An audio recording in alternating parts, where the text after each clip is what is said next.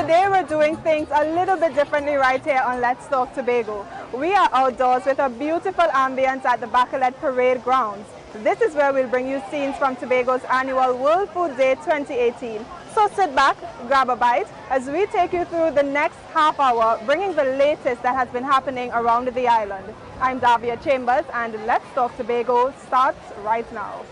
We are here for World Food Day as Tobago supports the global objective of achieving zero hunger 2030. The island is also promoting wellness through its World Mental Health Day celebrations. Teachers are being encouraged to continue making a difference for the next generation, and later over 1,000 graduates from the vocational skills program now have a marketable skill. These stories and more when Let's Talk Tobago continues. The Tobago Day Awards 2018 is here. You can nominate an individual or organization that has provided outstanding service to Tobago in any field. Visit our website at www.tha.gov.tt or our Office of the Chief Secretary Facebook page and download a Tobago Day Awards nomination form. Forms can be emailed, faxed, or dropped off at the Scarborough Library Facility, the Victor Ebrus Complex, the Division of Infrastructure, or the Calder Hall Administrative Complex. Nominations close Wednesday, 31st October, 4 p.m. Tobago has been observing World Food Day with its annual food fair and exhibition for many years with groups like the Roxborough Farming Association. Entrepreneurs get the opportunity to showcase their crops, livestock and ornamentals, and the patrons also learn about what's produced right here in Tobago. But in Tobago, World Food Day is much more than just this main event. In fact, there are a series of events dedicated to creating awareness of the rich bounty of food on the island, the great potential of the agricultural sector, and the importance of eating healthy. Omidara Mills tells us more. Our actions are our future. A hashtag Zero Hunger World by 2030 is possible. That's the theme of this year's World Food Day celebrations. The occasion was observed with a two-day exhibition where vegetables, fruits, animals, plants, and local cuisine were sold. The Division of Food Production, Forestry and Fisheries also made its intention for this goal clear, hosting a month of activities in October. The events are aimed at empowering the public to do its part in improving food sustainability and security on the island. It's about ending the plight of hunger in the different areas, highlighting the fact that hunger is a problem, what we can do to alleviate it, and the fact that all of us working together can make a difference and can achieve a world of zero hunger, that no one is hungry. Right? Especially in Trinidad and Tobago, we would think that we are not affected, but we are. There are persons who are underneath the breadline, and we are looking at different ways that we can teach them either when they learn through our seminar sessions how to do certain things so that they can help themselves to make a future for themselves. The division also hosted its annual Walk Against World Hunger along with a food donation drive.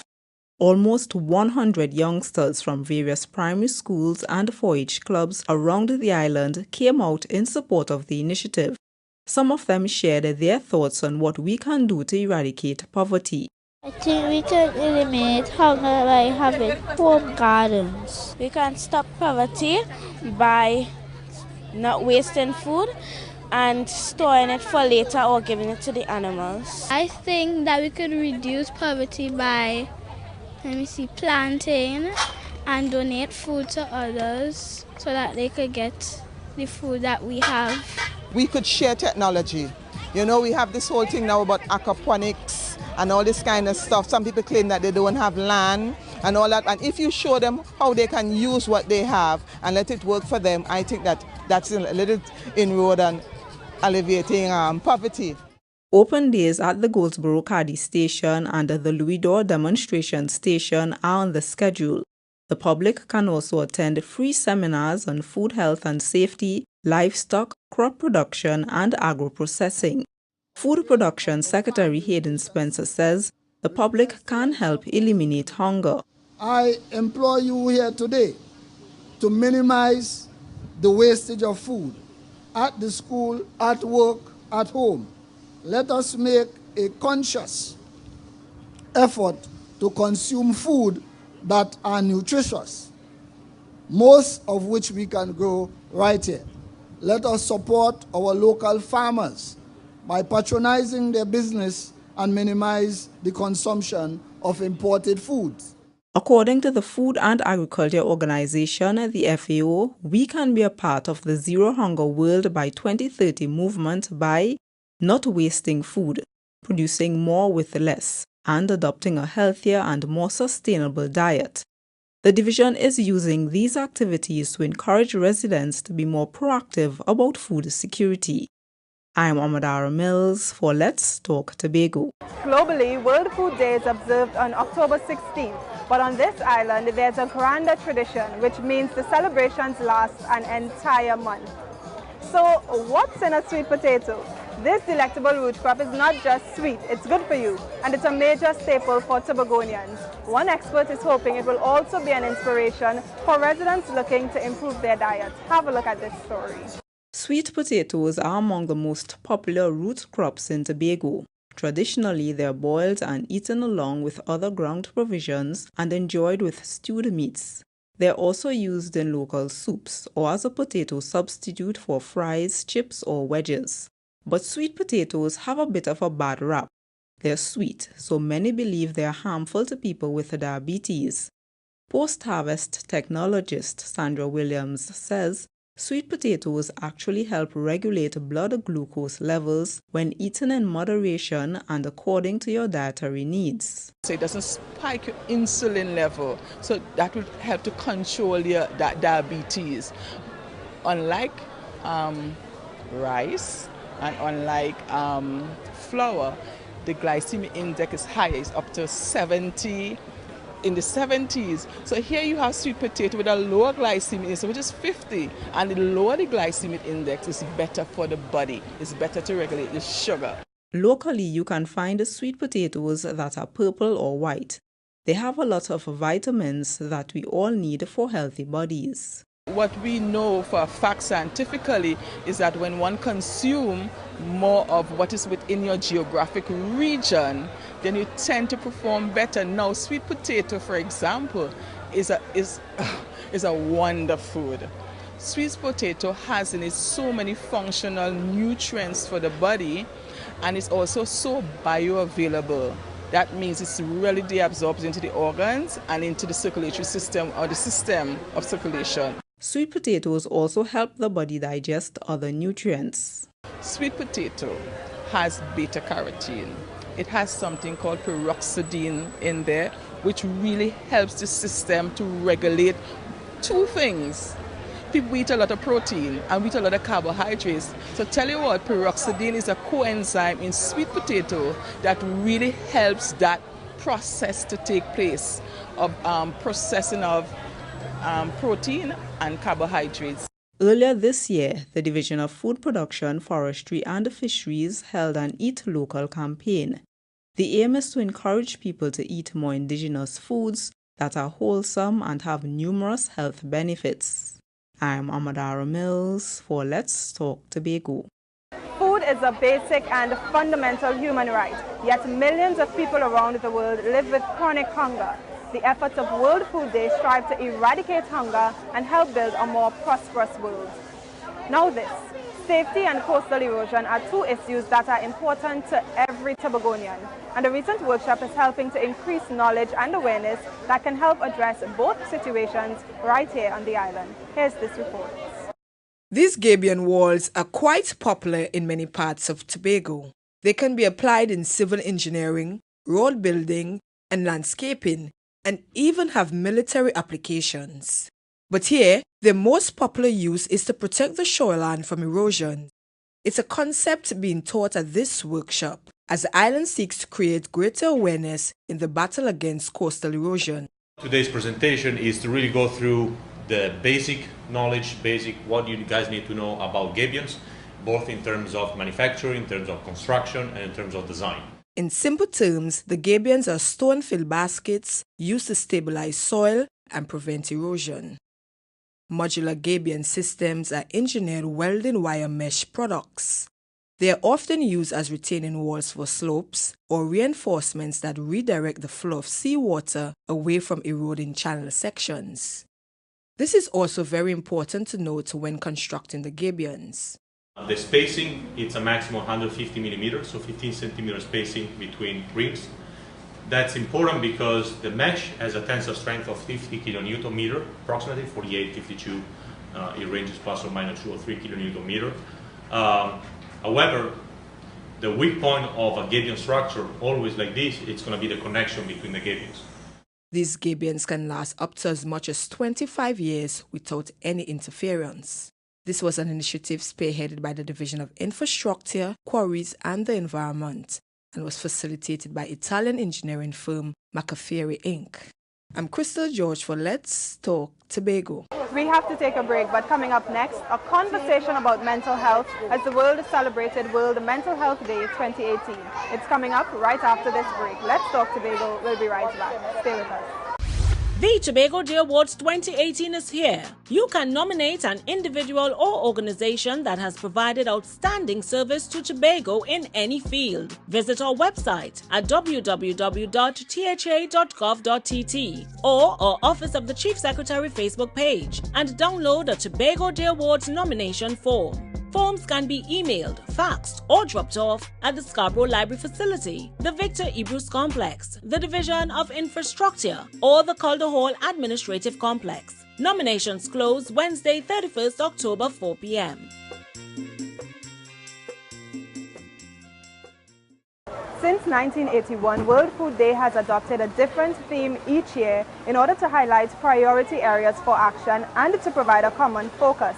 This year, its theme is Our Actions Are Our Future. A zero hunger world is possible by 2030. And this year, the world also celebrated World Mental Health Day with the theme Young People and Mental Health in a Changing World.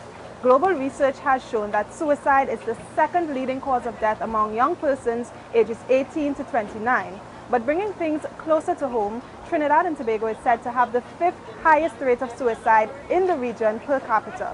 Avian Parks caught up with counseling psychologist Billy Sterling Lewis to have a conversation about some of the mental health challenges our young people are facing today. Here's more. I liked the theme of this year's World Mental Health Day, which was young people and mental health in a changing world. What do you think is happening? Why we are seeing so many young persons with mental health issues? Well, there are quite a number of reasons. We have, as the theme says, it's a changing environment, biologically, socially, environmentally. Young people are facing a whole lot more difficulties and a whole lot more challenges, and they are being raised in ways that may have been different to what we were accustomed to back in the day, as we'd often say. So a lot of times people are saying the level of resilience in our young people is not as it should be. So when they face challenges, they succumb to many of the difficulties as opposed to overcoming them. Now you mentioned an important word, resiliency, and I'm thinking to myself, is it that in our parenting skills we probably need to learn more about instilling coping mechanisms in our children, and where do we start where that is concerned? That starts very early, and yes, we have to do a lot more in building resilient children and resilient young people. One of the challenges that we have is that young people, many young people, of course not all, don't have the skills to cope with difficulties. Whether because we shield them too much, even basic things as consequences. So we try to shield them from hard life, as we say, and many times we have the term, well, I don't want my children to go through what I went through. But many times we are robbing them of the skills that they need, that we had to cope. So building really good self-esteem, helping to have a proper support, a strong, solid support around them. These are the sort of things that help to build resilience, that they will be able to face challenges and say, yes, I can come through it. Or yes, even if I can't come through it, I have somebody who can help me come through it. Some persons, I suppose, will have different levels of challenges, but at some point in time in our lives, we will encounter challenges. So I suppose the protecting of the child is really robbing them of that opportunity to deal with challenges when they arise. Right. Or the overprotection. So we sort of sometimes make them feel as if life is always supposed to go well. And so whenever difficulties come, we don't talk to them about it and say, this is just a hard time, we're going to get through it. Or you fail the exam. That doesn't mean you're going to fail the class. Well, we get back up and work on it. What did you learn? What can we do differently to pass? So we always try to shield them from difficulties, from consequences of their own behavior, and sometimes that robs them of the ability to develop that resilience that they need to make it as young people. In 2015, the global community adopted the 17 Global Goals for Sustainable Development to improve people's lives by 2030. Goal 2 was Zero Hunger. It pledges to end hunger, achieve food security, improve nutrition, and promote sustainable agriculture. We move from agriculture to education, as teachers are a fundamental part of social development. They help to prepare the next generation of leaders, and they're being encouraged to keep on making a difference. Here's more. The heartbeat of the education system. That was the theme for the Trinidad and Tobago Unified Teachers Association Tutors Celebrations during Teachers Month. It's an occasion to recognize the contributions of teachers to the development of their students. At this year's National Teachers Convention, the educators were reminded of their crucial social role. Teachers, the heartbeat of our public education system. It speaks to the centrality of the teacher. You are at the core of the system. Your theme also conveys a sense of life, of oxygen, and of energy, of rhythm. It defines your role quite accurately as the single most critical factor for the well-being of the system. The teachers are also being urged to look beyond formal education. Their approach, according to the featured speaker at the seminar, should also prepare the next generation for the future. The future of our nation is in our children's school bags. I want to add this morning that indeed the future of our nation is not just in the book bags of our children or students, but in the hands of every teacher who has the responsibility of taking what is in the school bag and connecting that subject matter to the student in a way that they can grasp it, they can learn it, they can use it to make a positive contribution to the development of our society. It's also been acknowledged that teachers have a challenging job, so they got some encouragement from Assistant Secretary Marisha Osmond, who's also a former teacher. Amid the challenges that you would face daily, do not give up. Because, as I said before, to each child, you are a hero. You are a Superman, a Hulk. You are the answer to every question. When they look at you every day, they see infinite wisdom. The National Teachers Convention was held at the Tobago Nutrition and Cooperative Society building in Canaan. I'm Kern De Freitas for Let's Talk Tobago. You can make a contribution to ending world hunger. It starts with making simple choices such as supporting local farmers, making sustainable food choices, and cutting out food waste. Now, sometimes the best way to develop a skill is to learn from the experts, and renowned artist Leroy Clark recently gave them such an opportunity. We have more details in this story from Crystal Jordan. For 5 days, students of Speyside Secondary got an educational experience they'll never forget. They met Leroy Clark, perhaps Trinidad and Tobago's most celebrated living artist. And apart from the week-long training opportunity, they also heard inspiring stories from the art legend. I was very excited to meet Leroy Clark because, as we all know, he's the most famous artist, and I wanted a chance to meet someone that great. I took away some interesting facts on painting. My experience being at Leroy Clark's house was so much, well, it was basically educational, and you learn different things. And something that I will basically take away is, if you believe in yourself, you can do much. Mr. Clark encouraged the children to believe in themselves, and they left knowing a little bit more about what motivated him to become one of the country's leading creative figures. He's a very inspiring man because one of the things is that he didn't become successful because of his parents or anything. He got successful by himself because he believed in himself. He also, because he reached this far because of his talents and because he believes in himself. Speyside Secondary has consistently produced outstanding art students in recent years. In fact, apart from last year, they've dominated Tobago's secondary school's art competition. Shane Andrews, the school's history teacher, says the trip was impactful. He's urging other schools on the island to take advantage of learning opportunities like this one. I myself value the experience, and of course, many of the nuggets that he would have shared with us, I myself would make it my duty and responsibility to pass it on to the students under my charges. I wish that other students at other schools in Tobago could basically receive the same experience, because I know that it will make transformations in their lives. And sometimes it is just one experience like this that is required to turn students' lives around and change their lives for the better. Art teacher Tom Lee Roberts arranged the trip. He's been one of the leading figures behind Speyside Secondary's Art Renaissance. Mr. Roberts says the visit is leading to other experiences for his students. Because of the relationship that has developed between the students of Speyside High School and Leroy Clark, he has received an invitation to exhibit in Senegal later on this year. And the students now, as his protege, have also received that invitation to go to Senegal, because unfortunately, because of medical condition, he's unable to go to Senegal this year. So a delegation from Trinidad and Tobago, including the students of Speyside High School Tobago, would have that privilege to represent Trinidad and Tobago in celebrating the life of one of our greatest artistic icons in this part of the world.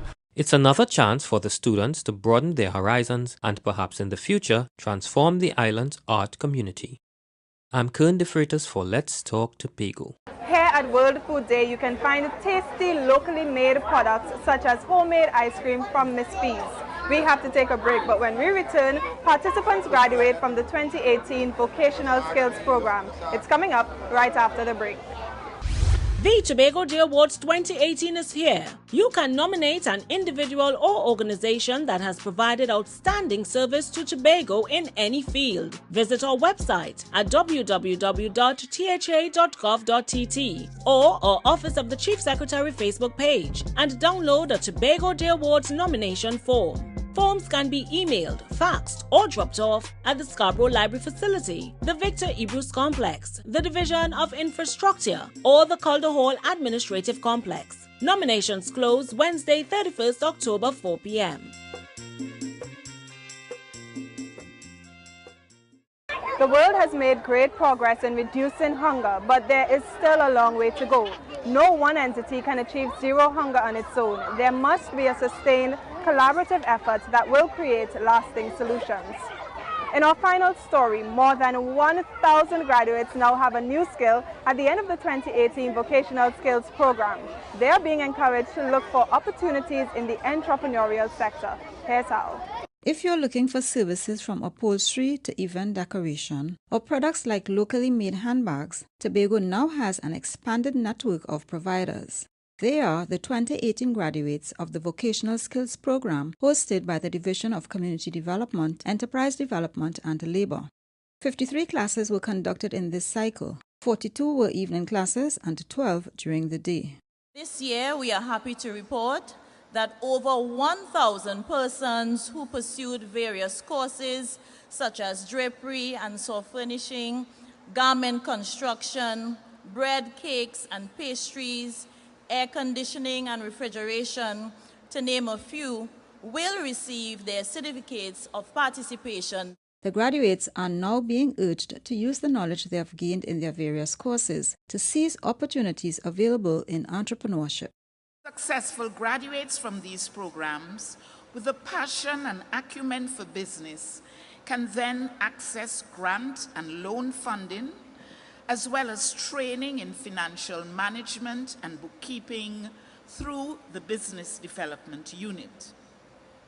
Budding entrepreneurs who have developed the quality of their products through the Business Incubator Program can then participate in our road market experience. Chief Secretary Kelvin Charles is also impressed with the work exhibited by the graduates. He says this means good things are happening in Tobago. Tobago, by your presence today, is in fact bustling with potential and encouragement. And in fact, Tobago continues to be open for business, and it is poised to take off to another level. The graduates themselves are keen to reap the benefits of their new skills. We see ourselves move from people who are just taking pictures to photographers. We have seen great improvement in what we do, how we handle the cameras, what parts of the camera, what is the name of the cameras. The next cycle of the Vocational Skills Program will commence in January 2019. And as the program continues to develop, the plan is to provide Caribbean Vocational Qualification or CVQ certification in some of the courses.